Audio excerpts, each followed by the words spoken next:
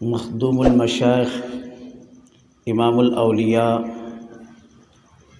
قطب الاقطاب مفسر قرآن حضرت مولانا احمد علی لاہوری سب کے و رحمۃ اللہ علیہ، ان کا ایک واقعہ اس بات سے یاد آ گیا کہ آپ کے ایمان کی حرارت کا بھی اثر ہے۔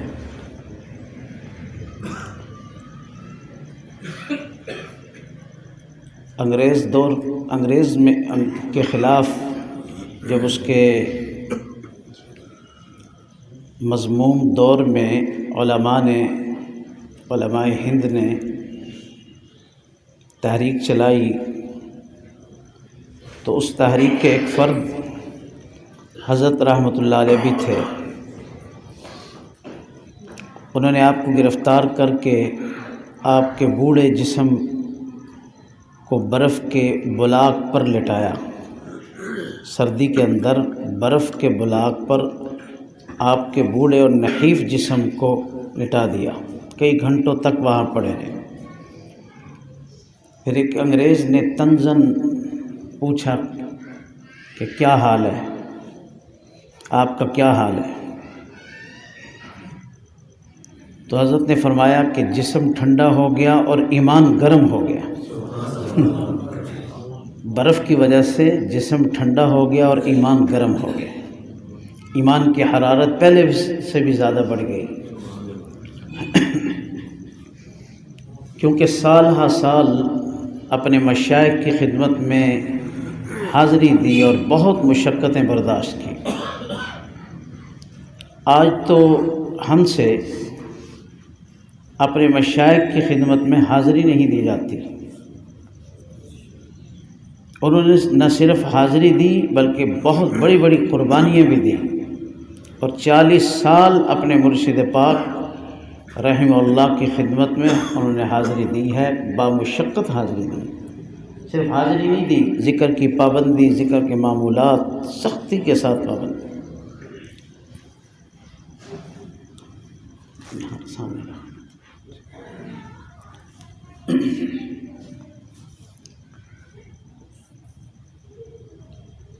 لکھتے ہیں کہ آپ کے صاحبزادہ جانشین امام الہدیٰ حضرت مولانا عبید اللہ انور رحمہ اللہ تعالی، وہ اس وقت جوانی کے عالم میں تھے، حضرت بڑھاپے میں تھے۔ حضرت دن بھر تحریکوں میں حصہ لیتے، رات کو اپنے معمولات بیٹھ کر پورے کرتے، پھر آرام کرتے۔ تو حضرت معمولات کر رہے تھے تو رات کا کافی حصہ بیت چکا تھا، ذکر میں مصروف تھے، تو اونگ بھی رہے تھے، نیند آ رہی تھی کیونکہ رات کا کافی حصہ گزر چکا تھا۔ تو حضرت کے صاحبزادہ حضرت مولانا عبید اللہ انور رحمۃ اللہ علیہ بھی آپ کے قریب بیٹھے تھے، آپ کی خدمت میں آگے ہو کر عرض کیا کہ حضرت آرام کر لیں، کل کو پورا کر لینا، معمول آرام کر لیں، آپ کو نیند بھی آ رہی ہے۔ حضرت نے جواب دیا کہ بیٹا آرام قبر میں ہوگا، آرام قبر میں ہوگا۔ اتنا اللہ کی ذات پر یقین کہ انشاءاللہ آرام کی جو کمیاں ہیں وہ قبر میں جا کے پوری کریں گے۔ اللہ پاک ہمیں بھی ایسا ہی بنا دے۔ ہماری خوش نصیبی ہے کہ ہمارا سلسلہ حضرت لاہوری رحمہ اللہ سے ہوتا ہوا اوپر جاتا ہے، الحمدللہ۔ مقام فخر نہیں، مقام شکر ہے۔ اللہ شکر کی توفیق دے دے۔ نحمد و نصلی علی رسولہ الکریم، اما بعد، اعوذ باللہ من الشیطان الرجیم، بسم اللہ الرحمن الرحیم۔ وسعت رحمتی کل شیء فسأکتبها للذین یتقون ویؤتون الزکاة والذین هم بآیاتنا یؤمنون۔ عن ابی ہریرہ رضی اللہ عنہ قال قال رسول اللہ صلی اللہ علیہ وسلم ان اللہ لما قضى الخلق كتب عنده فوق عرشی ان رحمتی سبقت غضبی۔ صدق اللہ العظیم وصدق رسولہ النبی الکریم اللہم صلی علی سیدنا و حبیبنا محمد۔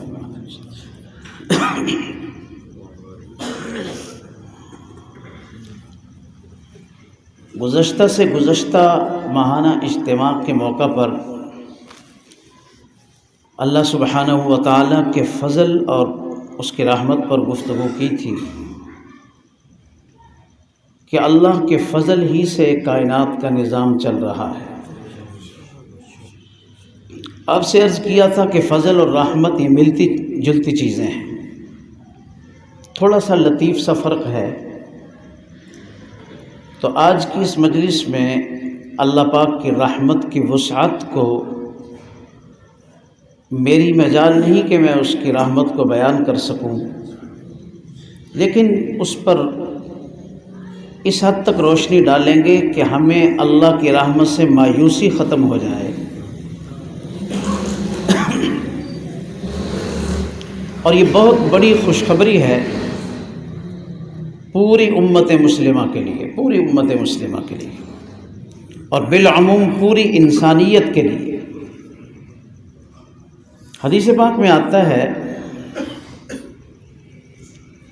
حضرت ابو ہریرہ رضی اللہ عنہ سے روایت ہے کہ جناب رسول اللہ صلی اللہ علیہ وسلم نے ارشاد فرمایا، ان اللہ لما قضى الخلق، جب اللہ پاک نے پوری کائنات کو عدم سے وجود بخش دیا، پیدا فرما دیا،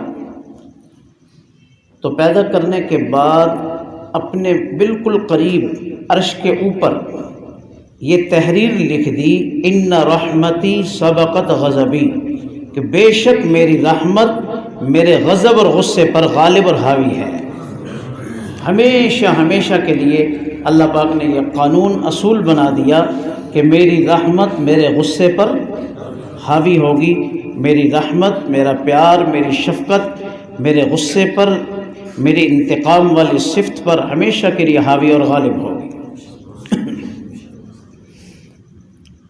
آپ نے اس مختصر سی مجلس میں یہ سمجھنا ہے کہ اللہ پاک کی رحمت اللہ کے غصے اور غضب پر کیسے حاوی اور غالب ہے۔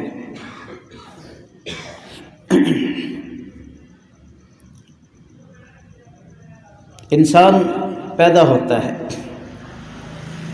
پیدائش سے پہلے سے لے کر عنفوان شباب تک، جب تک اللہ پاک کے احکامات کا مکلف نہیں ٹھہرتا اس وقت تک اللہ کی خاص رحمتوں میں ہوتا ہے۔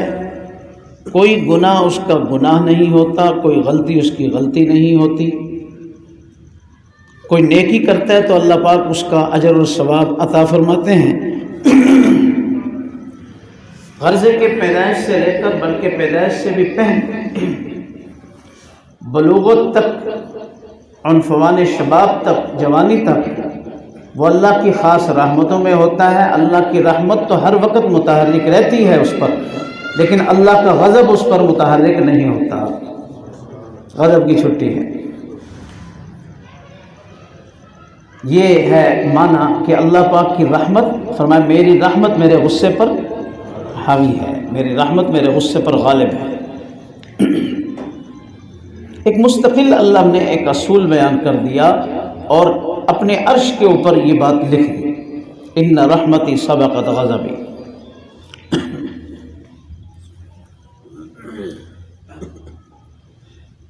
جب وہ بالغ ہو کر غلطیاں کرتا ہے، دانستہ غلطیاں کرتا ہے، گناہ کرتا ہے، نافرمانیاں کرتا ہے، تو پھر اللہ تبارک و تعالیٰ کے غضب کا وہ مستحق بنتا ہے۔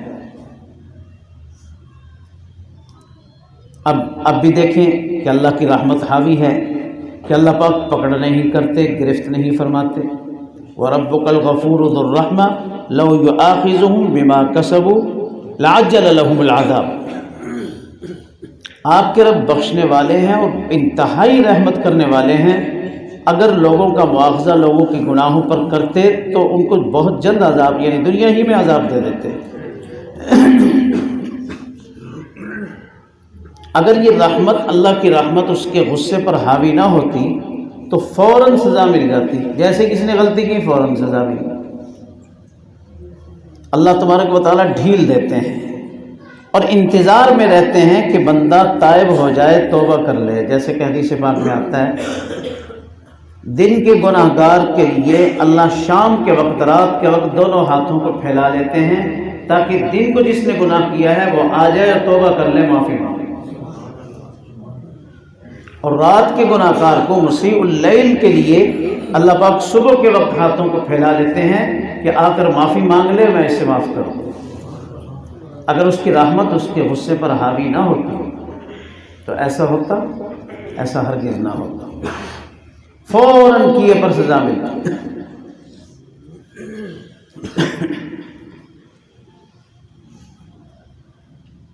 اگر اللہ پاک کی رحمت اللہ کے غصے پر حاوی نہ ہوتی، توبہ اور استغفار کا نظام ہی نہ ہوتا، توبہ اور استغفار کا نظام ہی نہ ہوتا. جیسے ہی غلطی کی ہے فوراً سزا ملی اور فارغ. کتنی شفقت ہے اللہ پاک کی کہ توبہ کا نظام رکھ دیا، استغفار کا نظام رکھ دیا. یہ ہے ان رحمتی سبقت غضبی، بے شک میری رحمت میرے غصے پر حاوی ہے. توبہ کا نظام رکھ دیا، فرمایا توبہ کر لو، استغفار کر لو، توبہ کر لو. اچھا، اگر اللہ کی رحمت اللہ کے غصے پر حاوی نہ ہوتی، توبہ سے صرف گناہ معاف ہوتے، بس کہ غلطی کی معافی ہو گئی. فرمایا غلطی معاف بھی کروں گا، گناہوں کو معاف بھی کروں گا، تمہیں جنت میں بھی داخل کروں گا. اس کی رحمت اس کے غصے پر حاوی. اگر اس کی رحمت اس کے غصے پر حاوی نہ ہوتی تو استغفار کے یہ فضائل نہ بیان کیے جاتے.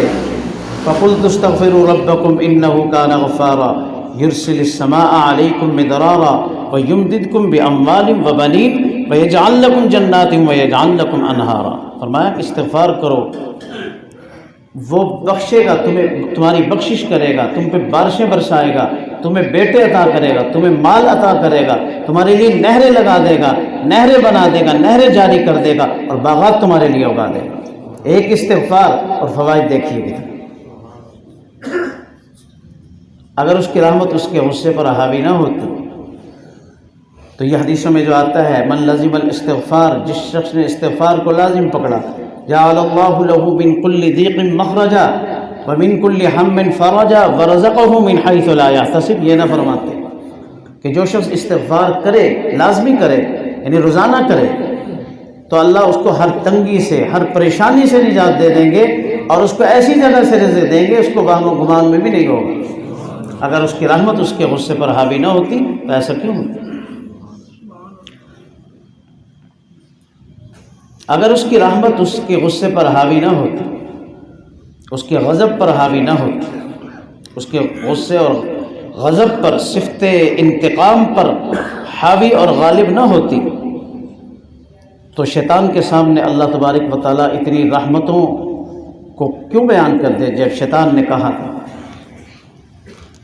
شیطان نے اللہ سے مخاطب کر کے کہا وَعِزَّتِكَ وَجَلَالِكَ، اے رب، اے میرے رب، تیری عزت کی قسم، تیرے جلال کی قسم، لا ازال اغوی بنی آدم ما دامت ارواحهم فی اجسادہم.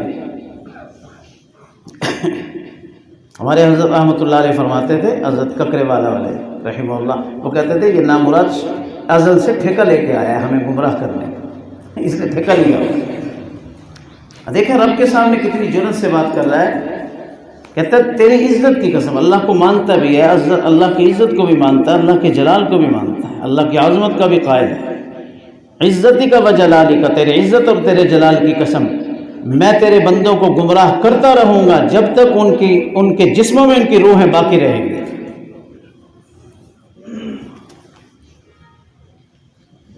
اگر رب کا جواب سنیے، اللہ کا جواب سنیے. اگر اس کی رحمت اس کے غصے پر حاوی نہ ہوتی تو اللہ پاک یہ قطعاً نہ فرماتے. کیا فرمایا؟ عزتی و جلالی و ارتفاع مکانی، میری عزت اور میرے جلال کی قسم، میں بھی اپنے بندوں کو لا ازال اغفر لہم، میں بھی اپنے بندوں کو بخشتا رہوں گا جب تک وہ مجھ سے معافی مانگتے رہیں گے. اگر اللہ کی رحمت اس کے غصے پر حاوی نہ ہوتی ہم یہاں بیٹھے نہ ہوتے، ہم میں سے ایک بھی نہ ہوتا۔ ما ترک علی ظہرها من دابہ، فرمایا ایک چلنے والی روئے زمین پر چلنے پھرنے والی کوئی چیز باقی نہ ہوتی، انسان تو انسان، حیوانات باقی نہ رہتے اگر اللہ کا غصہ اللہ کی رحمت پر غالب آ جاتا۔ لیکن کیا ہے، اعلان کر دیا، ایک اصول بنا دیا، قانون بنا دیا، ان رحمتی سبقت غضبی، بے شک میری رحمت میرے غصے پر حاوی رہے گی، غالب رہے گی۔ بہت بڑی خوشخبری ہے، بہت بڑی خوشخبری ہے۔ جتنا بھی سیاہ کار ہو، جتنا بھی سیاہ کار ہو، شاعر کہتا ہے، اللہ کی رحمت کو یوں بیان کرتا ہے، بازا بازا ہر آنچ ہستی بازا، اے بندے باز آ جا، باز آ جا، تو جیسا کیسا ہے باز آ جا، اب بھی وقت ہے تیرے پاس، آ جا، واپس آ جا۔ اگر کافر و گبر و بت پرستی باز آ، اگر تو کافر ہے، بت پرست ہے، مشرک ہے، نالائق سے نالائق ہے، اللہ کی رحمت کا دروازہ کھلا ہے، واپس آ جا۔ کہ درگہ ما درگہ نومیدی نیست، ہر آنچ ہستی بازا۔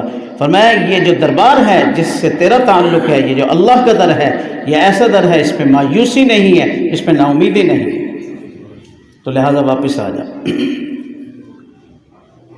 کسی بھی لحاظ سے مایوسی نہیں ہے، کسی بھی لحاظ سے نہ ہونی چاہیے، کسی بھی اعتبار سے نہیں ہونی چاہیے۔ اگر رزق کی تنگی ہے، نہیں مایوس ہونے کی ضرورت۔ حضرت شیخ سعدی رحمۃ اللہ علیہ نے اپنے عربی شعر میں کے اندر بڑی پیاری نصیحت فرمائی، الا لا یا جارن اخو البلیتی فللرحمن الطاف خفیۃ۔ فرمایا کوئی مصیبت زدہ آدمی بالکل نہ گھبرائے، بالکل نہ پریشان ہو، اللہ کی مہربانیاں بعض اوقات چھپی بھی ہوتی ہیں، تمہیں نظر نہیں آ رہی ہوتی، تھوڑا سا آگے چلنے کے بعد وہ رحمتیں، وہ مہربانیاں کھل کر سامنے آ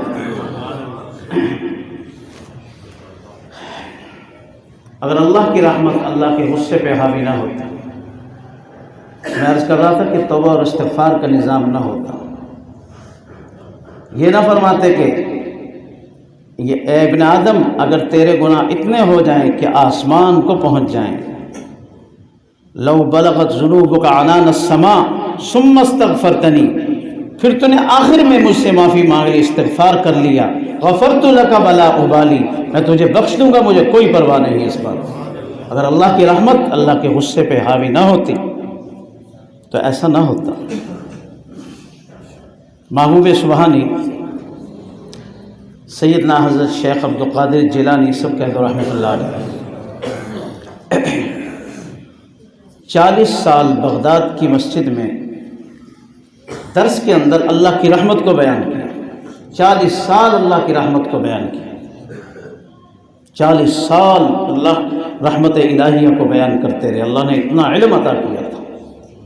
ہمارا علم تو ایک ہی مختصر سی مجلس میں ختم ہو جاتا ہے، 40 سال آپ نے اللہ کی رحمت کی وسعت پر درس دیا۔ اچانک خیال آیا کہ لوگ بے عمل ہی نہ ہو جائیں، اتنی اللہ کی رحمت بیان کر دی، لوگ کے عمل کرنے دی لوڑ ہی کوئی نہیں، بخشے تو مجھے جانے، بے عمل ہی نہ ہو جائیں، لوگ نٹر ہی نہ ہو جائیں۔ اگلے دن جو ہے انہوں نے اللہ کے غضب کو بیان کرنا شروع کر دیا، رحمت ختم، اللہ پاک کے غضب کو بیان کرنا شروع کر دیا کہ اللہ کا غصہ کیسا ہے۔ غصہ بھی بہت سخت ہے، غصہ بھی بہت سخت ہے، شدید العقاب فرمایا، بہت سخت سزا دینے والے، شدید العقاب، سخت سزا دینے والے۔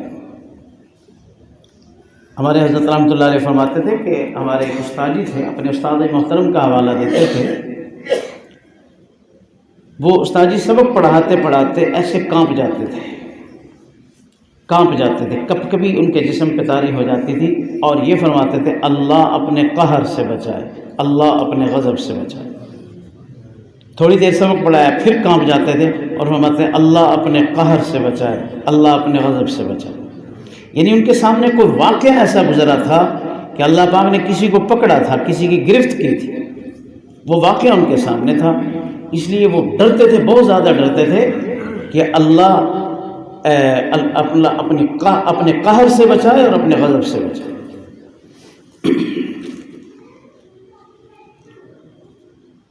تو حضرت رحمۃ اللہ علیہ نے اللہ پاک کی غضب کو بیان کرنا شروع کر دیا،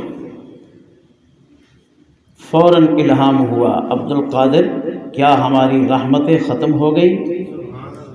کیا آپ نے ہماری رحمتوں کو کما حقہ بیان کر دیا کہ ہمارا غضب اور غصہ بیان کرنا شروع کر دیا ہماری مخلوق کے سامنے؟ فوراً اللہ کی طرف سے الہام ہوا اور تنبیہ ہو گئی۔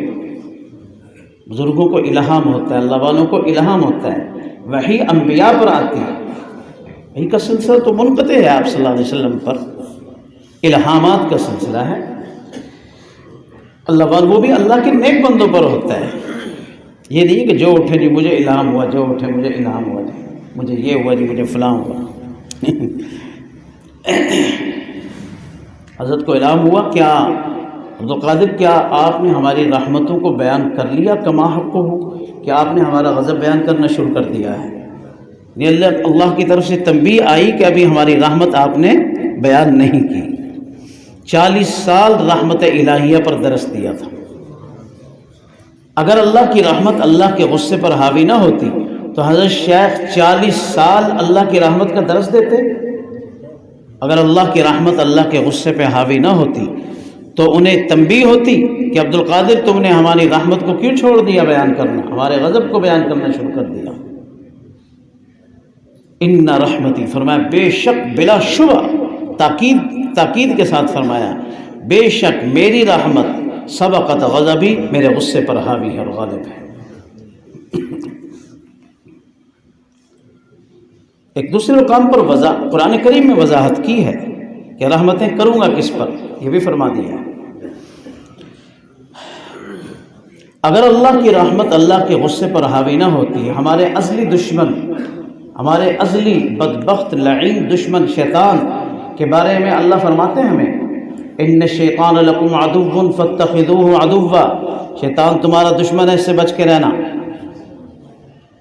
باپ اپنی اولاد پہ مہربان ہوتا ہے نا، استاذ اپنے شاگردوں پر مہربان ہوتا ہے اور پیر اپنے مریدین پر مہربان ہوتا ہے۔ باپ اپنے بیٹوں کو کہتا ہے کہ فلاں آدمی سے بچنا، فلاں منافق آدمی ہے، اس سے بچنا، اس کے نزدیک نہ لگنا، اس سے بچنا، فلاں سے بچنا، فلاں تمہیں دھوکہ نہ دے دے کہیں، فلاں سے بچنا۔ کرتا ہے نا، وہ کس لیے کرتا ہے کہ وہ رحم دل ہے، اپنی اولاد سے رحم کر رہا ہے کہ اس سے بھی بچنا، اس سے بھی بچنا، یہ دشمن ہے۔ پیر اپنے مریدین کو سمجھاتا ہے کہ فلاں عادت چھوڑ دو، فلاں گناہ چھوڑ دو، فلاں چھوڑ دو، یہ ٹھیک نہیں ہے، یہ ٹھیک نہیں ہے، یہ ٹھیک نہیں ہے۔ استاد اپنے شاگرد کو سمجھاتا ہے کہ یوں نہیں کرنا چاہیے، ایسا نہیں کرنا چاہیے۔ کیوں؟ وہ رحم دل ہے، وہ مہربان ہے۔ تو اللہ نے پوری انسانیت کو مسلمانوں کو نہیں، پوری انسانیت کو فرمایا، مخاطب کر کے فرمایا ابن اولاد آدم کو ان الشیطان لکم عدو، شیطان تمہارا دشمن ہے، فاتخذوہ عدوا، تم بھی اس کو دشمن بنا کے رکھنا۔ اور ایک مقام پر عدو مبین، کھلا دشمن ہے، چھپ کر دشمنی نہیں کرتا، کھلی دشمنی کرتا ہے۔ جس بے حیا نے اپنے رب کے سامنے یہ باتیں کر دی کہ میں تیرے بندوں کو گمراہ کروں گا جب تک ان کے جسموں میں روحیں باقی ہوں گی، اسے اور کسی کا کیا حیا ہوگا۔ تو اللہ پاک نے فرمایا وَإِنَّهُ لَكُمْ عَدُوٌّ مُّبِينٌ، وہ تمہارا کھلا دشمن ہے۔ اگر اللہ کی رحمت اللہ کے غصے پہ حاوی نہ ہوتی تو ہمارے ازلی دشمن کے بارے میں اللہ نشاندہی کرتے۔ یہ اس کی رحمت ہی کا نتیجہ ہے کہ میرے بندے اس کے مکر و فریب سے بچ جائیں، اس دشمن سے بچ جائیں۔ اگر اللہ کی رحمت اللہ کے غصے پہ حاوی نہ ہوتی تو شیطان سے بچنے کا طریقہ، اس کے داؤ مکر سے بچنے کا طریقہ بھی ارشاد نہ فرماتے۔ صرف نشاندہی کافی نہیں، نشاندہی پر اکتفا نہیں کیا بلکہ اس سے بچنے کے طریقے بھی بتلائے کہ اللہ کی پناہ میں آیا، اللہ کی پناہ میں آؤ، اللہ کی حفظ و امان میں آؤ، کہو اعوذ باللہ من الشیطان الرجیم، میں اللہ کی پناہ پکڑتا ہوں شیطان مردود سے۔ حدیثوں میں اس کا طریقہ بتلا دیا، وضاحت فرما دی کہ الشیطان جاثم علی قلب ابن آدم، شیطان انسان کے دل پر بیٹھا ہے ڈیرے لگا کر۔ اذا ذکر اللہ خنس واذا غفل وسوس، جب انسان اللہ کو یاد کرتا ہے شیطان کا ڈیرا ختم ہو جاتا ہے، شیطان کا تسلط قبضہ ختم ہو جاتا ہے۔ واذا غفل، جب غفلت میں پڑتا ہے دوبارہ وسوسے ڈالنے شروع کر دیتا ہے۔ تو اگر اللہ کی رحمت اللہ کے غصے پہ حاوی اور غالب نہ ہوتی تو ہمیں شیطان سے نہ اس دشمن کی نشاندہی فرماتے نہ ہی اس سے بچنے کا طریقہ بتلاتے۔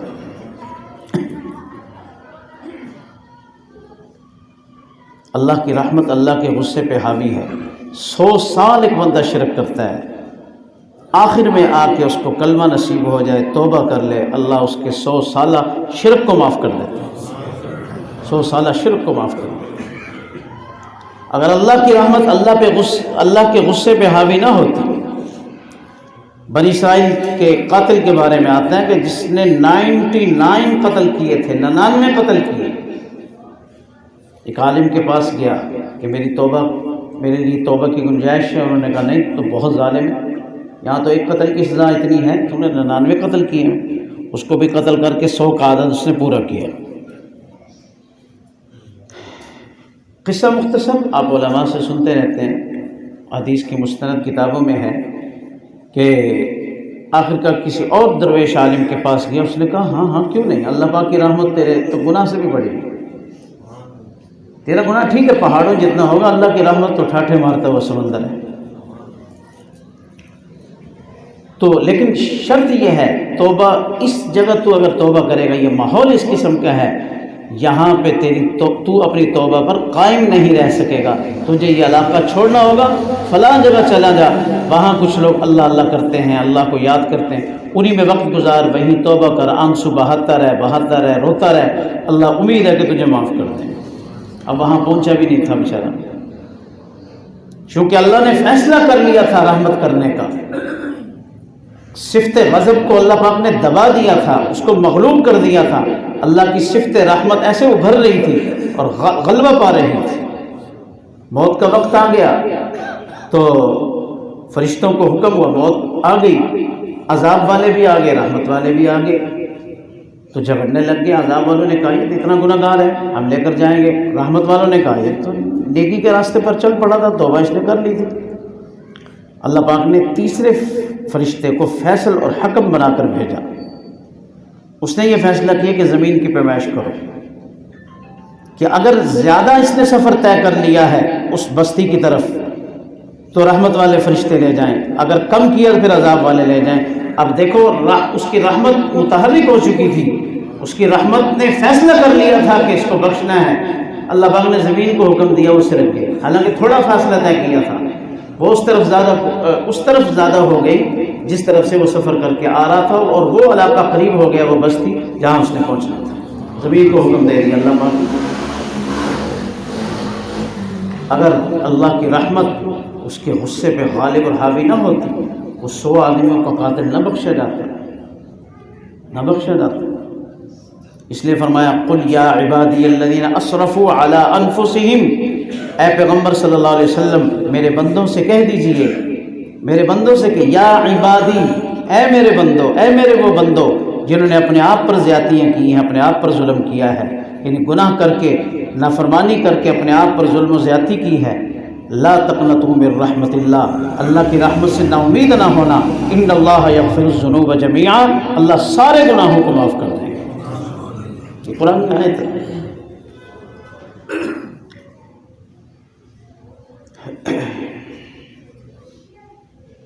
دو بھائی تھے یا دوست تھے، ایک بدکار تھا ایک نیک تھا۔ بدکار بدی ہی پر مصر تھا اور نیک آدمی نیک تھا۔ بعض اوقات جو بظاہر نیک ہوتے ہیں، بظاہر انہیں نیکی کا گھمنڈ اور غرور پیدا ہو جاتا ہے، یہ خطرناک ہے۔ بعض بیوقوف گناہ گار بھی ایسے ہوتے ہیں جو گناہ کرتے ہیں اور پھر تکبر، حالانکہ اس کے اندر تو عاجزی آنی چاہیے، شکستگی آنی چاہیے کہ میں تو بہت ذلیل ہوں، میں تو بہت گناہ گار ہوں۔ تو ایک دن اس نیک آدمی نے، وہ سمجھاتا بھی رہتا اپنے دوسرے بھائی کو، اس نے نیک آدمی نے اس سے کہہ دیا، جو بظاہر متقی فرمانبردار تھا، بدکار کو کہہ دیا کہ اللہ تیری بخشش نہیں کریں گے، تیری بخشش نہیں کریں گے۔ اللہ کو بڑی یہ بات ناپسند آئی، اللہ کو بہت ناپسند آئی۔ جو نیک بنا ہوا تھا اللہ نے اس کی گرفت کر دی، اور جو بدکار تھا تو مسلمان اللہ نے اسے بخش دیا۔ تجھے کیا مجال ہے؟ وہ میرا بندہ ہے، وہ میرا اس کا معاملہ ہے، تجھے کیا جرت کہ اللہ تیری بخشش نہیں کریں گے؟ اللہ تیری ہرگز بخشش نہیں کریں گے، نعوذ باللہ۔ ہاں، جس آدمی کا خاتمہ کفر پر ہو چکا ہو، کفر پر، اس کے بارے میں تو یقینی طور پر کہا جا سکتا ہے کہ اس کی بخشش نہیں ہوگی، کیونکہ کافر ہو کر مرا ہے۔ جو بھی زندہ ہے اگرچہ وہ کفر پر ہے۔ اس لیے ہمارے امام سلسلہ نقشبندیہ کے امام حضرت شیخ احمد سرہندی مجدد الفسانی صاحب کے رحمۃ اللہ علیہ، انہوں نے فرمایا جب تک تو اپنے آپ کو کافر، بت پرست، منافق، یہودی سے بدتر نہیں سمجھے گا، اس وقت تک تیرا ایمان کامل نہیں ہوگا۔ سبحان اللہ، کیا سمجھ میں آئی کو بات کو سمجھو بھی صحیح، بات بڑی اونچی ہے اور نہ سمجھ میں آنے والی ہے کہ آسانی سے سمجھ میں نہیں آ جائے گی۔ حالانکہ اللہ نے نعمت ایمان دی ہے، چاہے گنہگار سے گنہگار ہو، کافر سے تو بہتر ہے۔ حضرت فرما رہے ہیں کہ اس وقت تک کامل نہیں ہو سکتا جب تک ان سب سے اپنے آپ کو برا نہ سمجھے۔ وہ اس اعتبار سے، انجام کے اعتبار سے یاد رکھنا ہے۔ کس اعتبار سے؟ انجام کے اعتبار سے، کہ امکان ہے، ممکن ہے یہ بات کہ میں جو ان کو اپنے آپ کو ان سے بہتر سمجھ رہا ہوں، کہیں اللہ نہ کرے، خدا نہ خواستہ، بالفرض والمحال میرا خاتمہ خراب ہو جائے، اور جس کو میں برا سمجھ رہا ہوں چاہے کافر ہے، اس کا خاتمہ ٹھیک ہو جائے، اس کو اللہ موت کے وقت ایمان دے دیں اور ایمان والے کا خاتمہ خراب ہو جائے۔ وہ انجام کے اعتبار سے، انجام کا چونکہ خوف ہوتا ہے، انہیں ڈر ہوتا ہے بہت زیادہ کہ پتہ نہیں ہمارا انجام کیا ہوتا ہے، پتہ نہیں ہمارا اینڈ کیا ہوتا ہے، اختتام کیسا ہوتا ہے۔ ایک بزرگ کو کسی بوڑھی مائی نے، کسی عورت نے طنز کیا، داڑھی ان کی یہاں پر ہوگی تو ایسے لمبی سی داڑھی تو وہ عورت مذاق کیا کرتی تھی، کہہ رہی تھی آپ کی داڑھی اچھی ہے، یہ میرے فلاں جانور کی پوچھل، کسی حرام جانور کا نام لیا کہ اس کی پچھل جیسی آپ کی داڑھی ہے، اس سے آپ کی داڑھی سے تو اس کی پچھل بہتر ہے۔ بڑا سخت جملہ ہے اور دل پہ لگنے والا جملہ ہے۔ ایک تو بزرگ کی توہین، پھر داڑھی کا استہزاء اور مذاق۔ انہوں نے فرمایا کہ یہ موت کے بعد پتہ چلے گا۔ کیا ہوگا؟ موت کے بعد۔ اگر میرا خاتمہ ایمان پر ہو گیا، یقیناً میری داڑھی تیرے جانور کی پوچھل سے بہتر ہوگی۔ اگر خاتمہ ٹھیک نہ ہوا، پھر یقیناً تیرے جانور کی پوچھل میری داڑھی سے بہتر۔ ان کی نظر کس پر ہوتی ہے؟ یاد رکھنا، انجام پر ہوتی ہے کہ انجام کیا ہوتا ہے۔ اس لیے فرمایا الاعمال بالخواتیم، اعمال کا دار و مدار خاتمے پر ہے، خاتمے پر ہے کہ اینڈ کیسا گزرا ہے۔ ابتدائی زندگی نہیں یا درمیانی والی زندگی نہیں، اینڈ دیکھو کہ اینڈ کیسا ہے، اختتام کیسا ہے، موت کے قریب قریب اس کے کیا حالات تھے۔ اس لیے اللہ والوں کو اس بات کا ڈر ہوتا ہے کہیں میرے کسی گناہ کی وجہ سے اللہ کہیں مجھ سے ایمان نہ سلب فرما لیں۔ اس لیے انہوں نے اس چیز کو مد نظر رکھتے ہوئے فرمایا کہ اس وقت تک کامل مومن نہیں ہو سکتا جب تک اپنے آپ کو ان کافروں سے بدتر نہ سمجھے، انجام کے اعتبار سے، اس اعتبار سے نہیں، موجودہ حالات کے اعتبار سے نہیں، وہ تو پھر ناشکری کی لائن نکل آئے گی۔ اللہ نے تجھے ایمان کی نعمت دی ہے، وہ اس سے محروم ہے اور اب ان کو اچھا سمجھ رہے، نہیں، یہ بات نہیں، انجام کے اعتبار سے کہ ہو سکتا ہے ان کا انجام بہتر ہو جائے، میرا انجام خراب ہو جائے۔ یقین تو کوئی نہیں ہے نا، یقین تو نہیں، امید ہی لگائی جا سکتی ہے، یقینی والی بات تو نہیں ہے۔ ہاں، امید رکھنی چاہیے اللہ کی رحمت سے، امید اتنی ہونی چاہیے جیسے سیدنا عمر رضی اللہ عنہ، اللہ پاک کی رحمت سے اتنی امید کہ فرمایا کہ اب یہ اعلان ہو جائے کہ صرف ایک شخص جنت میں جائے گا، بس تو مجھے یہ امید ہوگی کہ میرا نام لیا جائے گا کہ عمر جنتی ہو. رحمت سے امید اتنی اللہ پاک کی رحمت سے. اور اگر یہ اعلان ہو جائے کہ ایک شخص ناکام ہے باقی سب کامیاب ہیں، مجھے یہ ڈر ہے کہ شاید وہ عمر ہی نہ ہو. یعنی خوف بھی اتنا اور اللہ پاک کی رحمت سے امید بھی اتنی. اس لیے فرمایا کہ الایمان بین الخوف والرجاء، ایمان جو ہے ڈر، خوف اور امید کے درمیان ہے. امید بھی رہے اور اللہ پاک سے ڈر بھی رہے، خوف بھی رہے. اور ایک اللہ والے نے بڑا اس کو حسین امتزاج پیش کیا. انہوں نے کہا جوانی کے اوقات میں خوف کا غلبہ رہے، محنت کرے، گناہوں سے بچے، محنت کرے، اللہ اللہ کرے. اور جب بوڑھا ہو جائے کچھ نہ کر سکے، ظاہر ہے بوڑھا ہو کر وہ عبادات جوانی والی تو نہیں ہو سکتی. جب بوڑھا ہو جائے تو اللہ کی رحمت سے امید لگا لے. ٹوٹی پھوٹی عبادات بھی چل رہی ہیں، زیادہ تر اللہ پاک کی رحمت سے اس نے آس لگا کے رکھی ہوئی ہے، امید لگا کے رکھی ہوئی ہے. حضرت یوسف علیہ السلام کو جب تلاش کرنے کے لیے حضرت یعقوب علیہ السلام نے آخری دفعہ بھیجا تو اپنے بیٹوں سے کہا تھا کہ لا تیأسوا من روح اللہ، اللہ کی رحمت سے نا امید نہیں ہونا. مجھے امید ہے کہ یوسف مل جائے گا، اللہ کی رحمت سے نا امید نہیں ہونا. انسان پر جیسا بھی وقت ہو، جیسا بھی وقت ہو، کسی بھی اعتبار سے، اور اللہ پاک کے دربار سے نا امیدی جو ہے نا یہ بڑا سخت گناہ ہے، بڑا سخت گناہ ہے. امید رکھنی چاہیے، امید کے مطابق انسان کو عمل کی بھی کوشش کرنی چاہیے. اللہ سے دعا ہے کہ اللہ پاک میرا اور آپ کا یہ کہنا سننا، یہ بیان اپنی بارگاہ میں قبول و منظور فرمائے. اور جیسے اللہ پاک کے عرش پر یہ لکھا ہوا ان رحمتی سبقت غضبی، اللہ کرے ہماری قلوب کی تختیوں پر، دلوں پر بھی یہ لکھ دیا جائے ان رحمتی سبقت غضبی، کہ میری رحمت میرے غصے پر حاوی ہے. اللہ ہمارے بارے میں بھی، تمام امت مسلمہ کے بارے میں، ہمارے اہل و عیال، والدین، عزیز و اقربا کے بارے میں یہی فیصلہ فرما دیں کہ اے میرے بندو تمہارے معاملے میں میری رحمت میرے غصے پر حاوی ہے. انشاءاللہ العزیز کام بن جائے گا، اللہ کی رحمت متوجہ ہو جائے گی. بعض اوقات ایک شخص غفلت میں وقت گزار رہا ہوتا ہے، لیکن اللہ پاک نے فیصلہ کیا ہوتا ہے کہ یہ بندہ میرا ہے، یہ جہنم میں جانے والا نہیں.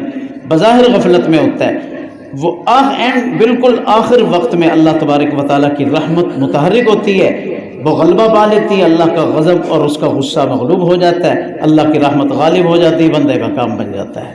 اللہ کرے کچھ ایسے ہی ہو، ہمارے بقیہ زندگی کے ایام ایسے گزریں کہ اللہ پاک کی رحمت ہمارے بارے میں اللہ کے غصے پر حاوی ہو جائے، غالب ہو جائے، تاکہ ہم نیک اعمال بھی کرنے والے بن جائیں.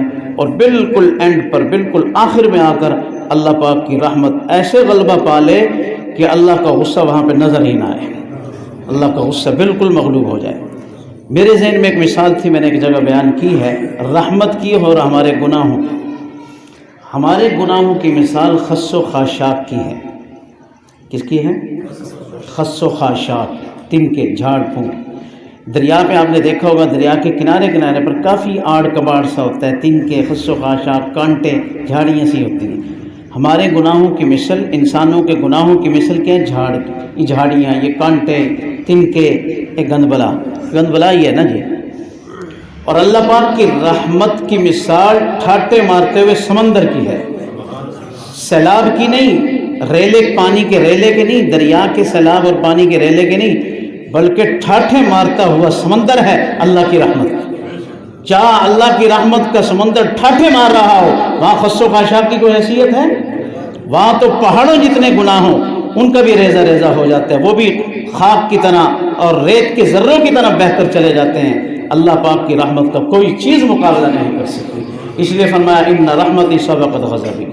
الحمدللہ رب العالمین، والصلاۃ والسلام علی سید الانبیاء وخاتم المرسلین محمد رب العالمین وعلی آلہ وصحبہ اجمعین. اللہ آپ کی رحمت کا کروڑواں حصہ بیان کیا ہے. اے اللہ ہم پہ رحمت فرما دے، اے اللہ ہم پہ رحمت فرما دے.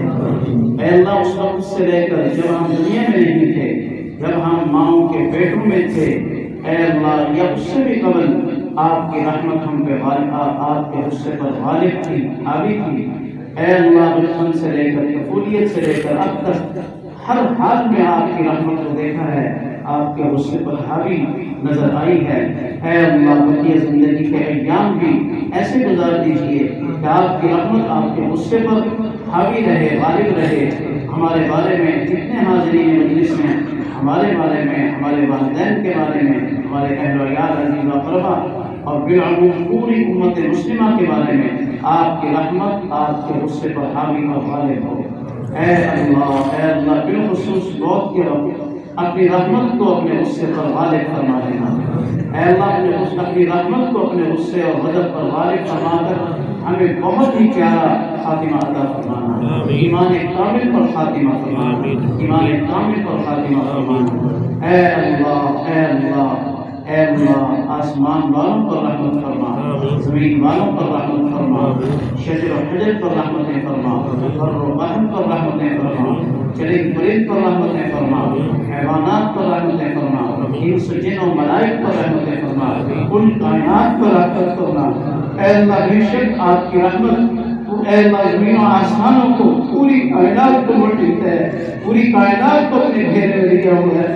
اے اللہ ہمیں بھی اپنی رحمت میں داخل فرما دیجیے، اے اللہ ہمیں بھی اپنی رحمت کو داخل فرما دیجیے۔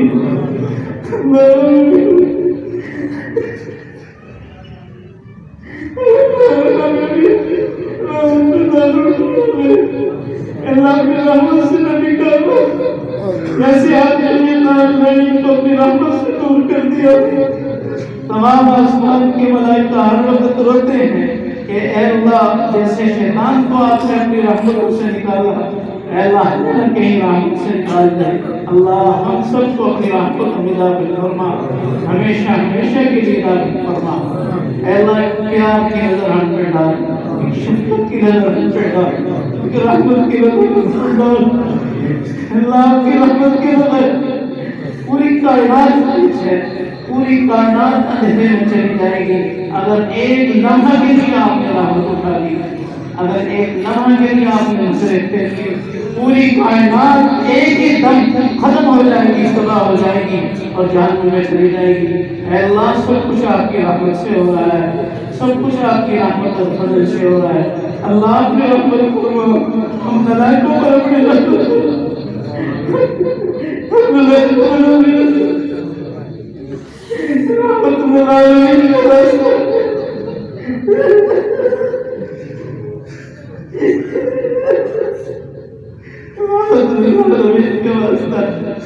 اللہ کی رحمت و فضل کا واسطہ اب پر رحمت فرما۔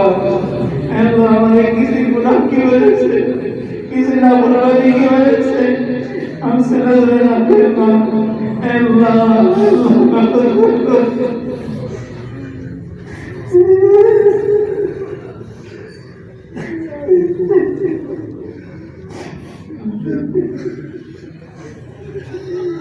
اللہ بلا حساب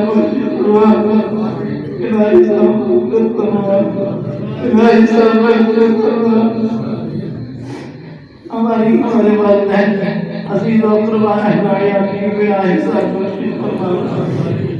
اے اللہ کی رحمت سے ہمیں اپنا بنا اپنے کاموں میں لگا، اپنے خالص محبت نصیب فرما، اپنا عشق نصیب فرما، اپنا قرب نصیب فرما۔ اے اللہ اپنے ذکر والا بنا، اپنی یاد والا بنا، اپنی محبت والا بنا، اپنی معرفت والا بنا۔ اللہ اپنی معرفت والا بنا، اپنی رحمت والا بنا۔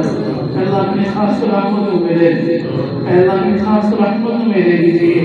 اے اللہ ہم پر عنایات نوازشات فرمائیے، اپنی رحمتوں کی چادر تان لیجیے، اپنی رحمتوں کا سایہ کر دیجیے، اپنی رحمتوں کا سایہ کر دیجیے۔ بقیہ زندگی ایمان کامل کے ساتھ گزارنے کی توفیق دے دے، بقیہ زندگی اعمال صالحہ پر مداومت کے ساتھ گزارنے کی توفیق دے دے، بقیہ زندگی اے اللہ ایمان و تقوی کے ساتھ گزارنے کی توفیق دے دے۔ اللہ ہم سب کا خاتمہ ایمان پر فرما، ہم سب کا خاتمہ ایمان پر فرما۔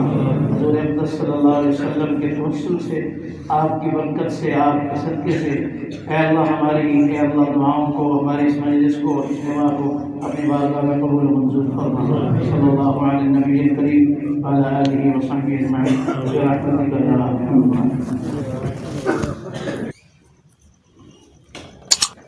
مخدوم المشائخ امام الاولیاء